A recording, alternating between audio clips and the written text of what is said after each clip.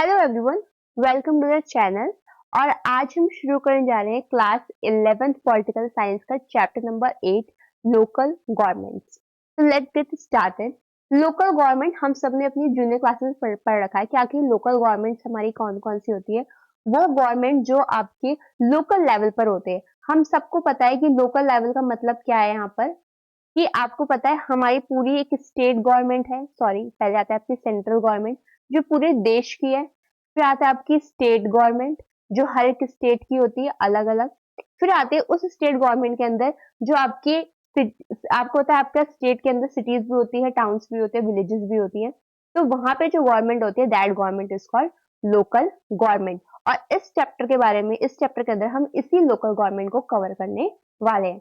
तो I hope आपने words पहले पढ़े होंगे, नगर पालिका, नगर निगम, म्युनिसिपल कॉर्पोरेशन, मेयर। ठीक है, तो ये सारे जो वर्ड्स है, ग्राम पंचायत, ग्राम सभा, इन्हीं सब के बारे में हम जानेंगे कि आखिर लोकल गवर्नमेंट आई कहाँ से।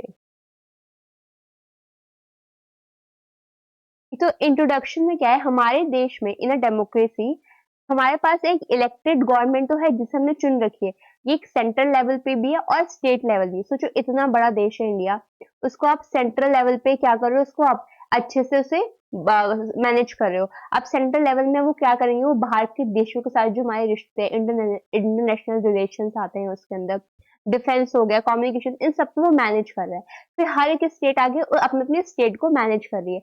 ये फिर जो बीच में आपको छोटे गांव बच जाते हैं, इनके जो छोटे छोटे इश्यूज होते हैं इसको सॉल्व करना बहुत मुश्किल हो जाता है। किसी भी पर्टिकुलर सेंटर मतलब आप जाके बोल दो कि भाई मेरी रोड्स नहीं बनी, अब जाके स्टेट गवर्नमेंट को अपील करो, फिर सेंटर को अपील कर रहे हो। बहुत ज्यादा ये कैसा प्रोसेस हो जाता है, बहुत हेक्टिक प्रोसेस हो जाता है। और जरूरी नहीं है कि आपकी हर बात फिर सुनी जाए। इसलिए यहाँ पे ऐसी जगह पे आपके लोकल गवर्नमेंट का होना बहुत ज्यादा नेसेसरी है। इसको ऐसे समझो कि आपका ये स्कूल है, सपोज करो, ठीक है। अब इस स्कूल के अंदर आपके प्रिंसिपल क्या है, आपकी सेंट्रल गवर्नमेंट है, राइट। फिर इस प्रिंसिपल के साथ आपके आते हैं टीचर्स। ये सारे क्या है, आपके हर एक क्लास के यानी हर एक स्टेट के, और आपके हो गए स्टेट गवर्नमेंट। अब आपको पता है आपके जो इश्यूज होते हैं, कौन से इश्यूज हो गए आपके, जितने भी स्कूल के इश्यूज होते हैं आपके, कि प्लेग्राउंड के में कैसे आपको वो हर चीज मैनेज करना है, आपकी क्लासेस कितनी बड़ी बड़ी साइज की होंगी, प्रॉपर बुक्स आ रही है नहीं आ रही। तो ये सारी चीजें कौन देखते हैं, आपके प्रिंसिपल देखते हैं कि हाँ मेरे स्कूल में किस किस चीजों की जरूरत है। फिर आपका स्टेट आता है, स्टेट यानी हर टीचर्स जो होती हैं वो क्या देखती है, मेरे क्लास के अंदर बच्चों को सब कुछ प्रॉपर मिल रहा है कि नहीं मिल रहा। इन केस टीचर नहीं होती है तो जो छोटे इश्यूज होते हैं बच्चों को, तो वो क्या करती है, अपनी जगह एक मॉनिटर बिठाकर जाती है।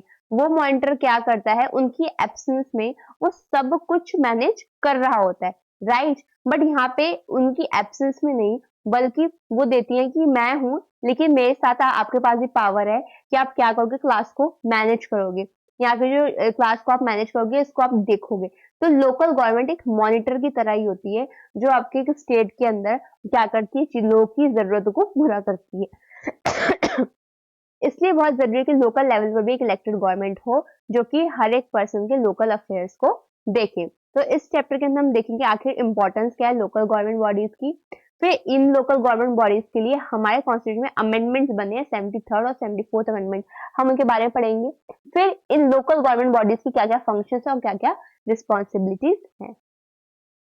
वाई लोकल गवर्नमेंट, तो इसको हम समझेंगे थ्रू टू स्टोरीज। दो स्टोरीज हमें दे रखी। पहली स्टोरीज आपकी गीता राठौर की, जो कि जामोनिया तालाब ग्राम पंचायत को बिलोंग करती है। ये कहाँ पे पड़ता है, आपके मध्य प्रदेश के अंदर सीहोर डिस्ट्रिक्ट है वहां पे। इन्हें सरपंच बनाया गया 1995 में, लेकिन जब ये सरपंच बनाया गया 1995 में तो ये रिजर्व सीट से बनी। अब रिजर्व सीट क्या है वो आपको मैं समझाऊंगी। बेसिकली देखो, आपके ग्राम पंचायत में ना, अगर आपको पंचायत मेंबर बनना है, ठीक है, तो क्या होता है इसके अंदर सीट रिजर्व है वुमेन के लिए, कि 1/3 वुमेन जो है वो आके मतलब उनके लिए सीट रिजर्व होती है। तो गीता राठौर भी जो है वो रिजर्व सीट से ही क्या कहते हैं आपकी सरपंच बनी थी। लेकिन जब 2000 में दोबारा से इलेक्शन हुए तो विलेज के पीपल को इतना पसंद आया उनका काम इन 5 सालों में, कि उन्होंने क्या किया, इस बार उन्हें इलेक्ट किया, इन्हें चुना था, इन्हें रिजर्व सीट से बल्कि चुना था। पहले तो वो हाउस वाइफ थी। हाउस वाइफ से गीता जो है एक अच्छी लीडर बनी, जो कि क्या उन्होंने उनके अंदर क्या किया, उन्होंने बहुत सारी क्वालिटीज, मतलब बहुत सारी जो पावर थी पंचायत की, उसका इस्तेमाल करके गांव वालों को बहुत से समझाई, जिसमें वाटर टैंक्स बनाए, स्कूल की बिल्डिंग बनाई, विलेज रोड्स बनाए, जितने भी कोई केसेस से डोमेस्टिक वायलेंस होगा उसके खिलाफ उन्होंने लड़ा, और जो अत्याचार वुमेन्स के ऊपर वहां पे हो रहा था उसके खिलाफ उन्होंने किया। क्रिएट इन्वायरमेंटल अवेयरनेस, जितनी भी इन्वायरमेंट को लेकर अवेयरनेस जागरूकता फैलानी थी वो फैलाई उन्होंने, साथ ही साथ लोगों को इनकरेज किया कि आप क्या करिए, पेड़ पौधे लगाइए, एफॉरेस्टेशन कीजिए, और गांव के अंदर वाटर का मैनेजमेंट भी उन्होंने सिखाया। तो ये एक स्टोरी है किसकी, गीता राठौर, तो आप देख सकते हो एक सरपंच होकर ये क्या